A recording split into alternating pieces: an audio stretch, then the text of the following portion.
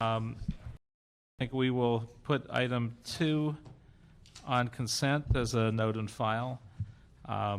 We'll continue item 3, 4, and 5, and we will be taking just item number 1. And my apologies for delaying 3, 4, and 5 for anyone that's here for those, but based on the lateness of the hour, we let folks know that those would be continued. So if we can invite the controller to join us, and I don't know if there's anyone here from the DWP. I believe so, but we do have representatives from our department. Someone from your department. John, come on up.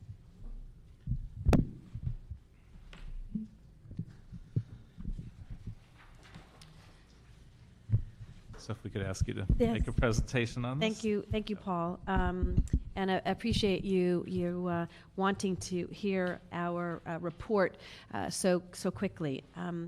We all know that the kind of divisive battle we had this spring between the city and the DWP over the ECAF increase and a transfer of the $73.5 million was really, I think, one of the ugliest battles I can remember. And after an extensive back and forth, the DWP on April 5th sent a letter to me in response to my request as to whether or not we would be getting the $73.5 million. 5 main reasons why they could not transfer the funds.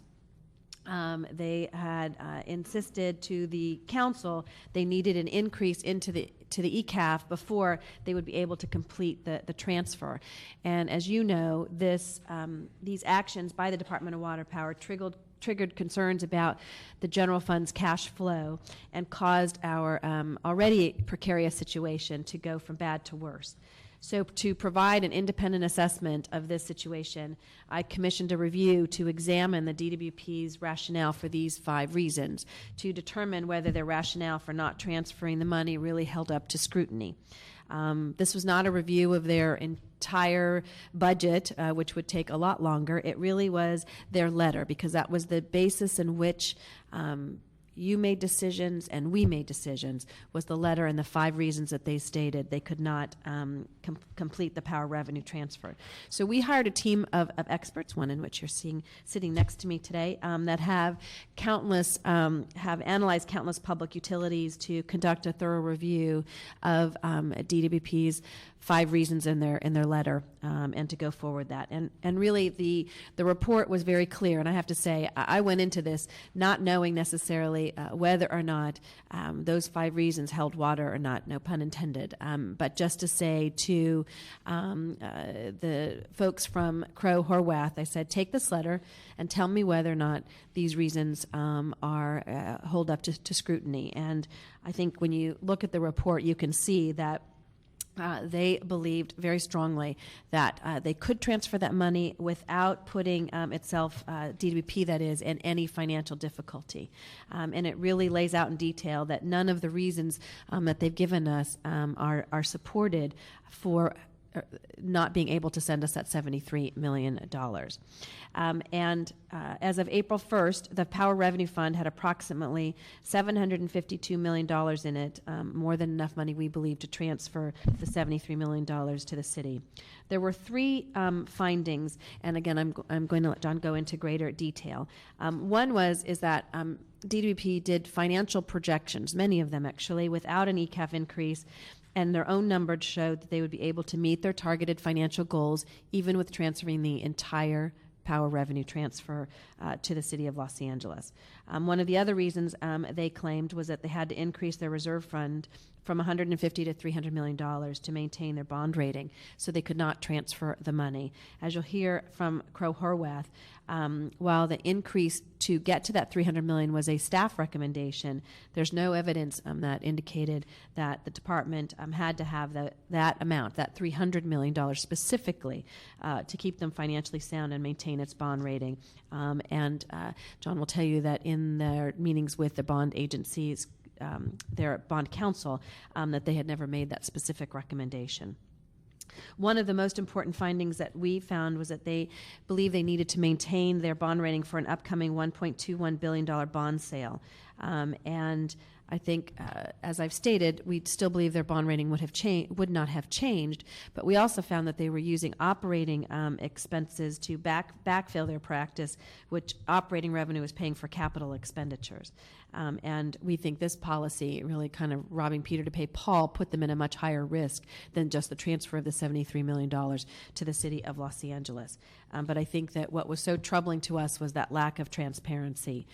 I've said that even if you give the DWP the benefit of the doubt that they were being overly defensive of their financial situation, it's really hard not to look and say that the DWP potentially was trying to extort the council into getting you to do that ECAF increase.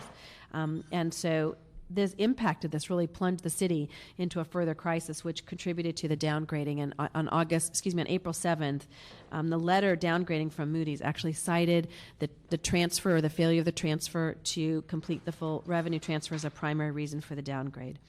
And so for us, and really in conclusion, that it's clear that there needs to be greater transparency at the Department of Water and Power, and that the lack of accountability, and I think the insulated kind of culture there of that they're not really part of the city needs to change. They've lost some of that public trust that they had in the past. And I was hoping that, in fact, they would take this audit and say, and report and say, let's look to the future, let's look at how we can make changes and when there were problems, but instead, we got quite a defensive response. I do want to make it clear that this is not a blame game back and forth. It is about making sure that we never get in this situation again, that we never have a time in which we have money that is not coming forward that has been promised to us and meets the criteria that we see in the charter. And I think that most importantly, you need to understand that all of the documents and the documentation and the report that Crowe-Horwath did came from materials that were given to us by the Department of Water and Power. In addition, Crowe-Horwath asked on numerous occasions, are there any documents that you have not shared with us that would be helpful in analyzing your letter? And I think lastly, we did present to them a week ago a copy of this report, which we do, is our policy to share the draft and to give them an opportunity to review and let them know. We let them know the week before. We're giving it to you on Monday. We'll have an exit interview on Wednesday. And unless there's anything that is substantially different than what is in that report that you can, that we need to change dramatically, we plan on releasing it soon after that. And that's what we did. And I would like to, if I can, unless you want to ask me any questions, ask Crowe-Horwath to give you a presentation. We'll do that, and then we'll ask questions Sure. of both of you. And maybe we can ask you to focus particularly on the 5 statements that Ms. Gruhl alluded to a couple minutes ago. Absolutely. I'm John Scomp, partner with Crowe-Horwath, and also with me as well from another partner from Crowe-Horwath is John Modlin with us as well. And we were the 2 partners who were in charge of reviewing this letter. When we started working with the Controller's Office, we really narrowed the focus down very quickly to the fact that there were about 5 statements in the letter that they used to try to substantiate the fact that they could not make the $73 million transfer. When we went into the fundamental basis for those statements, or what they had documentation that they could provide us to substantiate their statements, we found that really those statements were unsubstantiated and could not be supported by the documents that they were giving us. First, to focus just on the 5 statements, one of the statements that they made was that they really could not make the $73.5 million transfer without an increase in the ECAF. That was a statement that was in their letter. We took a look at that and actually went back, and in the documents they provided, we saw that they had made many projections with all those projections, including the full transfer, the $147 million plus the $73.5 million, all those projections having the full transfer. In those projections, they had operating expense reductions in some of them. Some of the other projections had full operating expense. Some of them had full capital requirements. Others had reduced capital requirement. In all those projections, whether they were talking about full operating expenses or full capital or whatever, all of them had the full $220 million payment to the city. And many of those projections did not have the ECAF increase in them. So saying that we had to have the ECAF increase in order to make this $73 million payment was definitely unsubstantiated.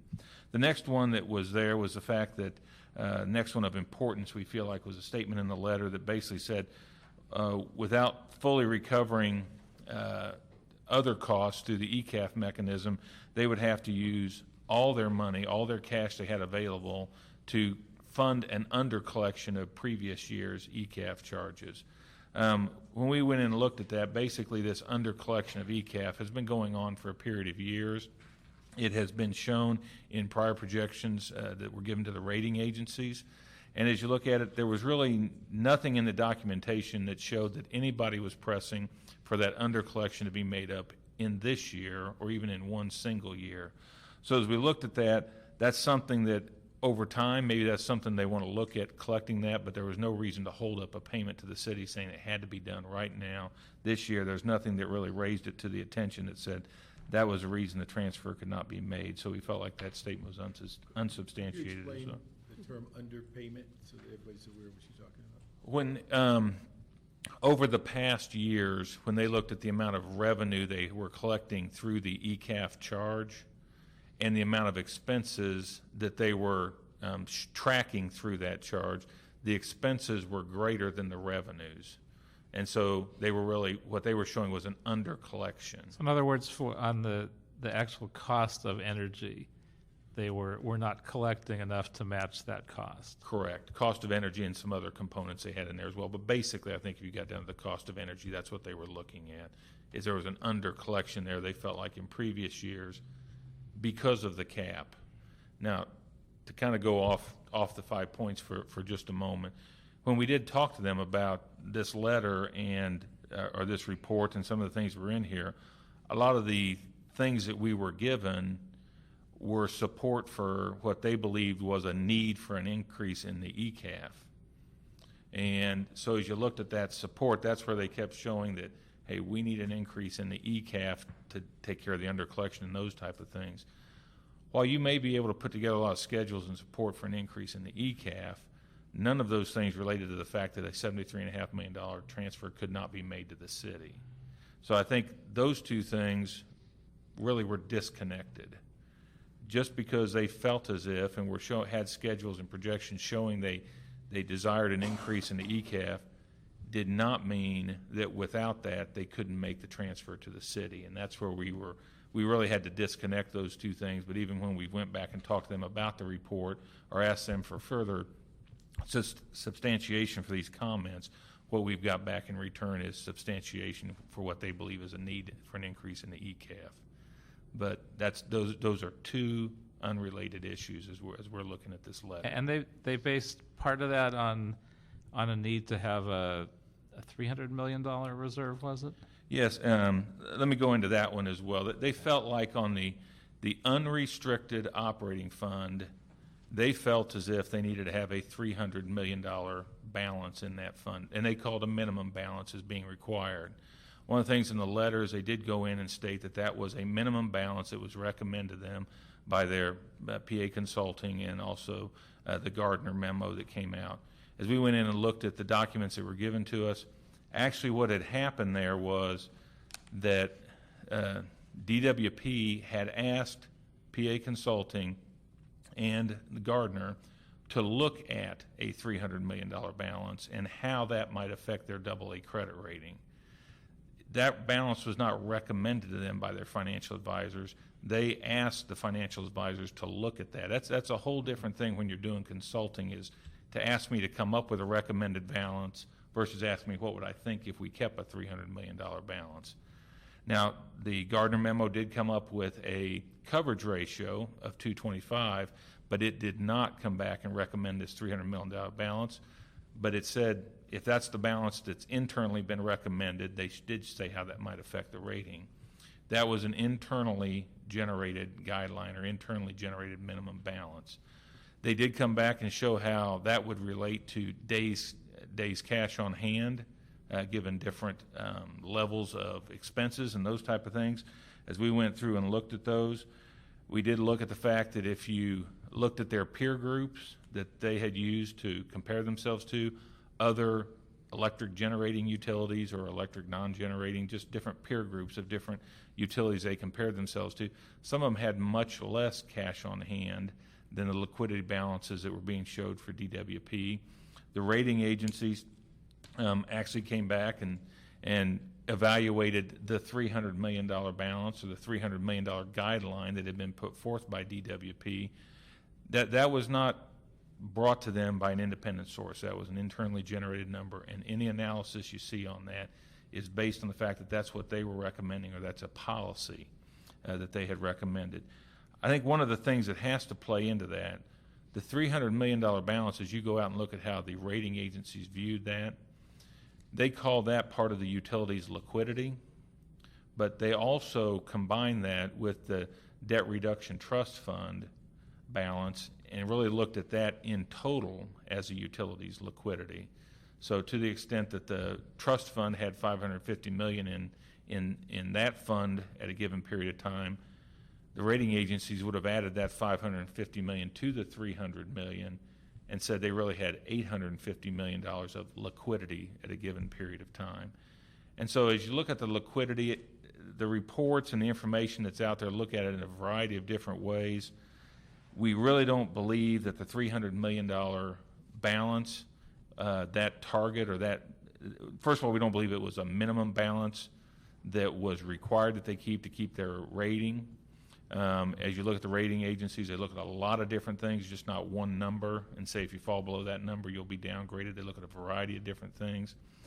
And secondly, the controller mentioned this earlier, one of the things that had happened and one of the things that was driving them to be below that $300 million balance and actually get down to what they were projecting to be a very low cash balance was a couple policies they had in place. First of all, they were spending their operating fund money, or actually spending that money out of that $300 million fund that they were trying to keep for capital improvements. As they were doing that, at some point in time, they were going to reimburse themselves out of a bond issue for some of those capital improvements that were being done. At the same time, they were concerned about that operating fund going below the $300 million. They continued to do capital improvements. At the same time, they didn't look at doing any type of short-term financing, any type of commercial paper, anything else, or a bond anticipation note, something like that would, at least for a period of time, be able to reimburse some of those funds to keep that fund balance up. And I think the other thing, when we looked at that as well, is one of the things that they were going to do to even bring that fund down even further was they were projecting one of the big draws on that fund after March 31st, that prior to June 30 was going to be paying for the debt service. They had about $230 million of debt service payments that were going to come out of the operating fund in June, which is going to drive it well below that $300 million number. However, they could have used the debt service, the debt reduction trust fund for those type of payments. Some cash planning could have kept that number up to a higher level. So at the same time, they were talking about the fact, the importance of trying to keep it at $300 million. We really feel like there wasn't the type of cash planning that needed to be done that could have kept it above $300 million while making the payment to the city, the transfer, while making the debt service payments. And even if they wanted to continue doing the capital improvements, you could have done some other type of interim financing to help with that balance, keep that balance up. So I kind of hit a lot of different things there with that $300 million balance, but I tried to cover the whole gamut of the issues with that. So, And I guess I'd ask the controller the question. I mean, it seems like, I don't want to be too gentle, but it seems like they lied to us just to sucker us into giving them a rate increase. Is that valid, or that they used the numbers to justify their position and misled us? I mean, it as John indicated, the ECAF challenge and the transfer are two separate issues. And they combined the two of them. And so the position we got ourselves into was the fact that we no longer had that $73 million as we talked many times in Budget Committee, and we had to take from our reserve fund with no potential possibility of it being paid back, and we got downgraded. I mean, it was listed in the Moody's decision to downgrade the city was the fact that we did not get that transfer. It So seems like it was completely unnecessary. I mean, based on the numbers, it seems like they, at least in the short term, are pretty flush with cash, and for the foreseeable future, if you combine all the funds. And the fact that they may have pushed for a higher reserve fund possibly is an excuse to ask to push harder for this transfer, but that Kind of it like, wasn't yeah. really necessary. if you get a better, if you're buying a house and you put a large down payment, you say, if I put this down payment down, will that be good? Will I be able to get my loan? And they say, of course you'll be able to get that loan because it's so much percentage. But what's required or necessary, and I think that one of the things that John learned as well in discussing with both bond counsel and the financial advisors that they met with last Wednesday was the letter that was prepared they had never seen. So they're It was not claiming prepared. that it was their bond issues that drove it. If their bond would have counsel had never I seen think it, assumed seems somewhat questionable. if the letter had been written and was quoting some of the things that your financial advisor and your bond counsel were recommending, that they would have had some input or participation or knowledge of that particular letter. And I think, and John, I was not present, so you may want No, to. when we mentioned the April, a lot of the discussion we had with their bond counsel and their financial advisors had to do with specific statements in the report that we had made, and they wanted to give some insight into those. But when we had mentioned, well, in the April 5th letter, it was stated X, they would say, well, we hadn't seen the April 5th letter. So they may have wrote some letters that were referenced in the April 5th letter, but they had not specifically seen the April 5th letter that was. And I'll give you an example of that. It really is the fifth reason. I'll make sure I hit all five of the statements here. The fifth statement that they made was that and what they said was any material change to the level of funds and restrictions in the debt reduction trust fund would have a negative impact on the credit ratings and would trigger could trigger a material event disclosure, and in addition the potential for accrual of arbitrage liabilities or other tax penalties. One of the things is the bond counsel came. They started talking about this triggering of a material event disclosure, and they started talking to us about the fact that if you use the trust fund for purposes other than what was intended, and that there would probably be a material event disclosure.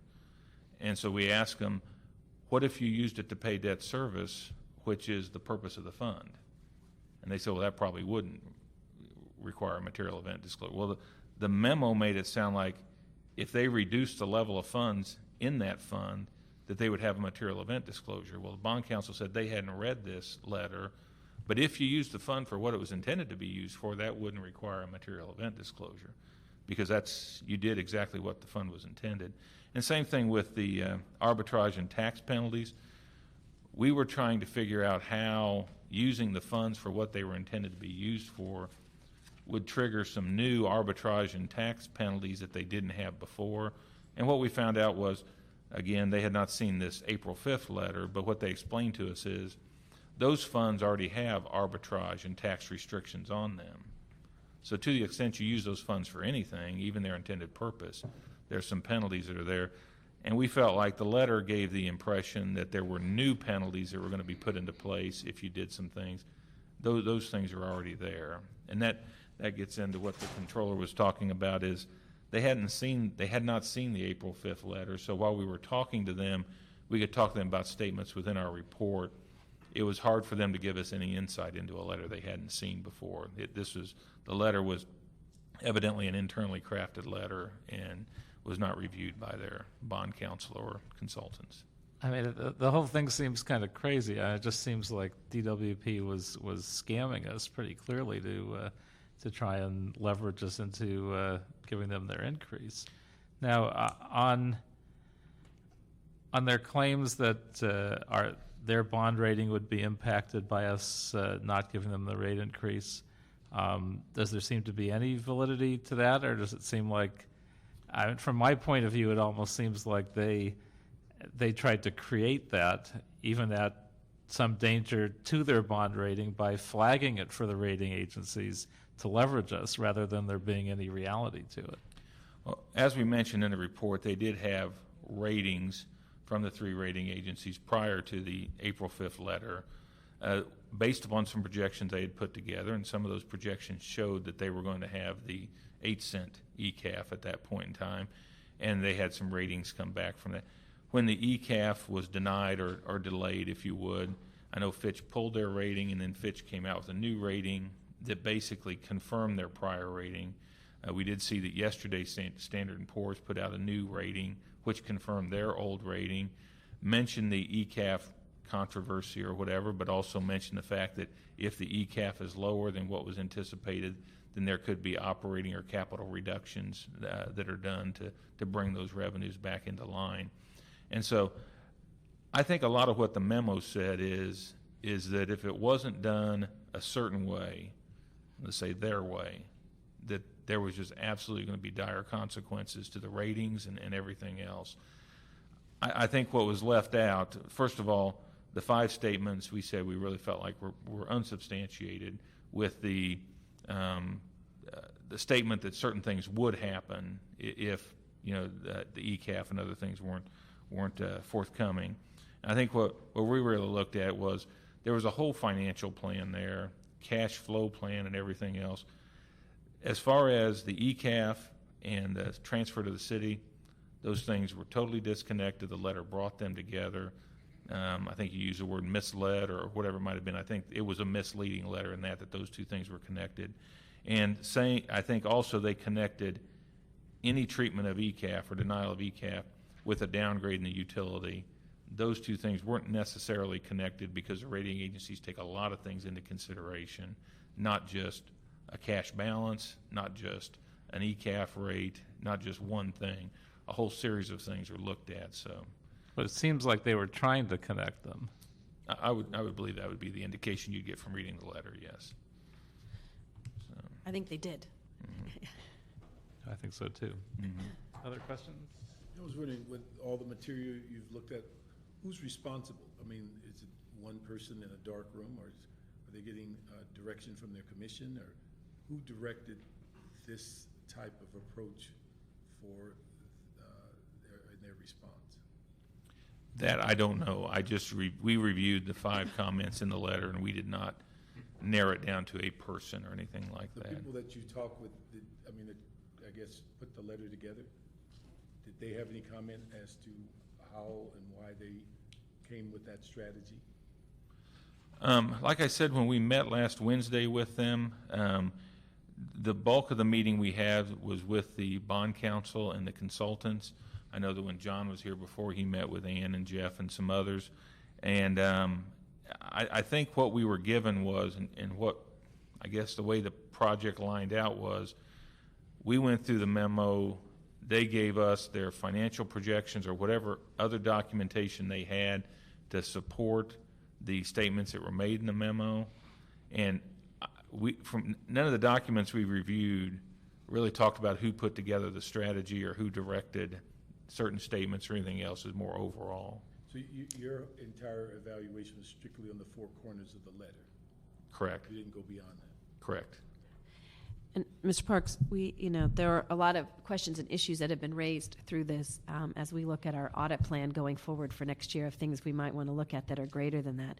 I think our focus was we wanted a somewhat quick response to this back and forth of whether they could send the money or not, because of the precarious situation we have in the city of Los Angeles with our financials and the $257 million anticipated next year from the Department of Water and Power, that we never wanted to have these excuses be used again if they in fact were untrue, to not be able to make that transfer. It's the first time that we've ever had the situation in recent memory, and if you look at even the items they include in their letter as to when they could not send money. They gave examples, but in every instance, and when they said they couldn't send them before, was the net income being too low in the prior year. And so that that was, or their audited statements and so forth that said that none of those situations existed in this time. They still had their audited documents that said they had the money to be able to send that. And I think we've asked the commission and the general manager to take this issue up as well, because it was sent without the commission. It really went through the department to see exactly what happened and why. Yeah, because one thing from not being a part of their operation, it appeared as though they constructed a mechanism to basically hide their money, in the sense of not being able to say I have $1 billion in capital that's liquid. They put it in two different funds. A year before that, they were operating with $150 million as part of their reserve. They upped it basically on their own. No assessment by anyone else. They moved it to 300 and then used 300 as a line that you couldn't go below when this only was in place for a year. So when you look at all that, it just was clear. And then when they separated the money, that was the first time it became clear to anyone that we've ever had any transfer that was separated in two parts. And when we asked them at committee, when is the second part, they specifically said within 2 months. They didn't say when the ECAF comes through, they didn't say we get a windfall, they just said in 2 months. And so then all of a sudden, once they split it, then the 73 became the hostage. And then they added another 20, which we found out just the other day, that's not forthcoming because they just threw that in. And he said, well, how do you add 20 to a department that hadn't even gotten the increase, but yet you were going to offer an additional 20? And so the whole thing was set up and prefabricated, and although they will probably go to their deathbed denying it, it's pretty clear on the surface that it was all rigged for one purpose. Well, and as you recall, I sent a letter in February saying this was the first time that they were only sending approving only 147 million. In the past, they would approve the entire amount, and then they would, if it was in the 9th month, they would have sent us, 9/12 of the amount, and then each month subsequently they would give us the rest of the dollars. But there was always an approval of the entire amount of money. The one thing that, and I've probably gotten kind of surprising, I've gotten more calls and people stopping you about this issue, and the one question that people keep asking, because they're still offended about it, is that was there any hint or could this be viewed as a criminal act by what they've done? And it's something that just keeps kind of floating out there. And I think a couple of the newspaper op-eds and things like that, the people are offended to the point that they're asking, it's our sense that it's just not enough that they go back to work and start all over again, but was there criminal activity based on what they sent forward, the misleading of the council, and all within their own self-interest? Well, and we would have to ask the city attorney on that. And we, as you know, we send this to the mayor, to all of you, and the city attorney's office to review. We will see how the department responds. Again, now, is there anyone here from the mayor's office or the DWP to respond? I guess not. And I don't know, John, in any, when they came back after meeting with the staff and council on Wednesday, asked them, were there anything, tell us, because they got a full copy of, the report.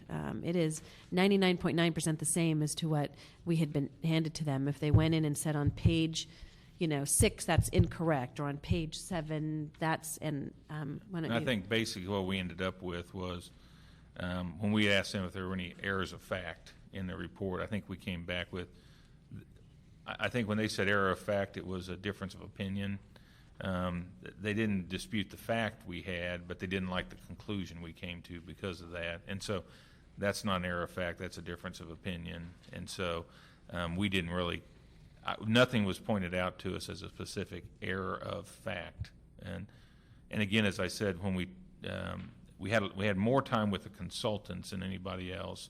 And as I said, their consultants had not read the April 5th letter. So when they were talking to us about the financial position of the utility and those type of things.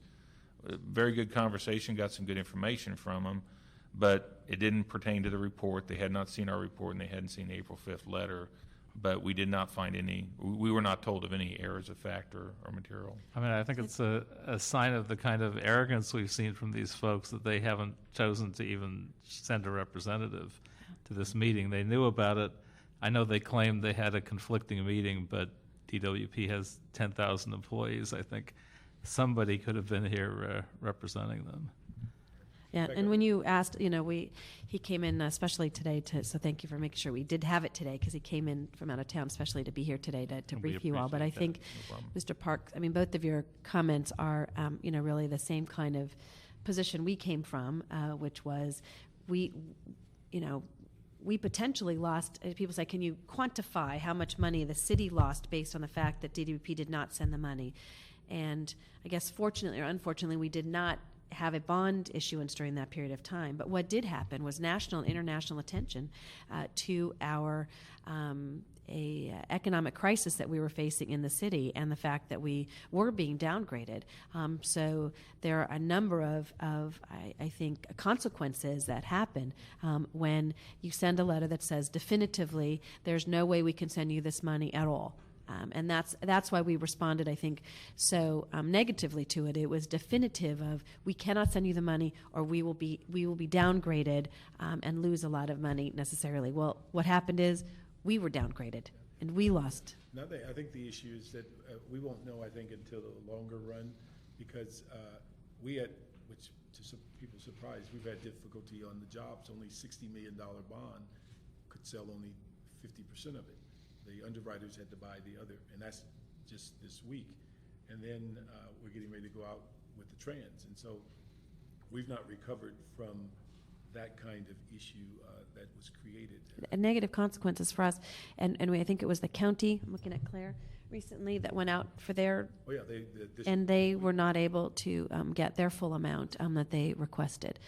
So I think this is why we chose, when we got that letter, I can't remember the date that we sent out a request, Farid, but it was soon after that week of April 5th that we said, we've got to find out exactly what happened here, because this had drastic consequences to the city. And if it could have been avoided, we need to know how it could have been avoided and why we're in this situation. In fact, one of you found out the same thing. We reviewed their letter, and it made such a emphasis on their financial advisors that we asked them to bring the document to council when they explained it to us, and we were shocked at what they brought, because it wasn't an evaluation by the financial advisor. It was their basically internal documents that they brought, that they had basically decided these decisions, but made a reference that they were basing it on their advisors, but they couldn't produce the document that their advisors had given them that direction. I think that's what John. And that's what we were talking about with the $300 million specifically. Both of their advisors, PA Consulting and Gov, both said we're reviewing the recommendation, the internal recommendation, and then they said that looked like a fine recommendation. The only one we saw that was externally generated was Gardner, or as I said, Gov. They did come back and say they thought a 2.25 coverage ratio was a good number. They recommended that, but that was the only thing we saw that was an outside generated number. The ECAF filings, I think PA Consulting reviewed what had been put together and did some things. What we thought was strange is that they had the 150 a year ago. They voluntarily moved it to 3, and at the time they were saying they had no money. They were at 450, which you said you're up 200%. Well, and understand also that the transfer to the city has no effect on the coverage ratio. Yeah. The 225 coverage ratio, there are some coverage ratios you can run where you include the transfer to the city, but they're targeted 225 ratio. That was basically revenues less expenses, and then looking at the coverage ratio based on that, and that excluded the transfer from the city. So, and also the other issue was that the transfer is based on June 30th of last year. Had nothing to do with this year's revenue. So that was another conflict, that they were basically claiming that this year's revenue was dictating their actions when basically the assessment of the transfer was done as of June 30th, and that their net revenue from that point. They could have made the argument the following year, but it Yeah. made no sense this year. Now, I'm going to suggest a couple motions to follow up on based on this conversation. One is that we know the DWP has said it's trying to move into a new era of transparency, but I think this, in essence, lie to the council and the public was too big just to let it go undisciplined. So one, I think we should ask for a report back from the mayor and the DWP on who in those offices is being disciplined as a result of this massive deception on the part of the DWP. And along with that, I'd suggest that we also ask the city attorney whether any of this deception actually ventures to the edge of being an actual criminal act. Number two, I think a lot of this disaster was related to the DWP and their interaction with bond rating agencies. And I know most of our departments deal with bond rating through the CAO and a different process. And I would suggest that we get a report back from the CLA and the CAO on a potential timeline to remove bonding responsibilities from the DWP to the CAO, which is the agency that does the bonding for most of our city departments. So if we have a second for those two items.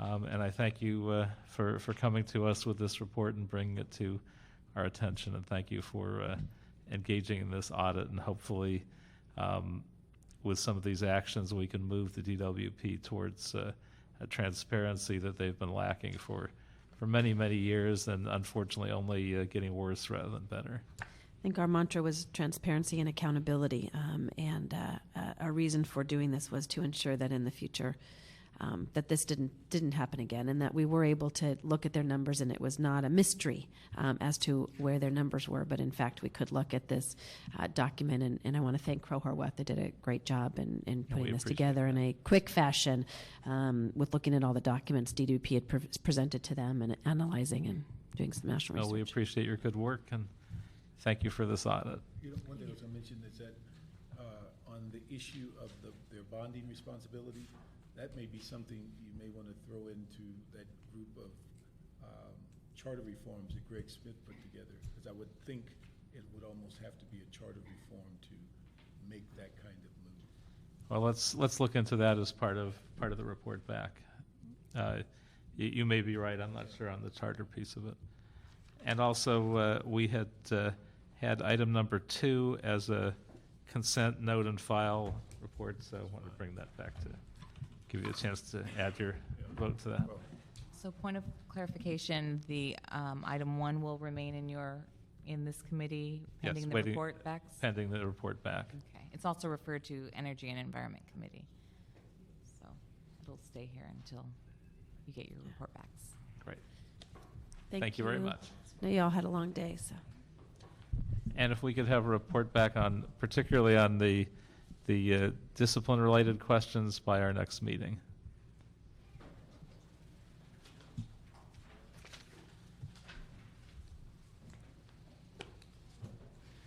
And we are adjourned.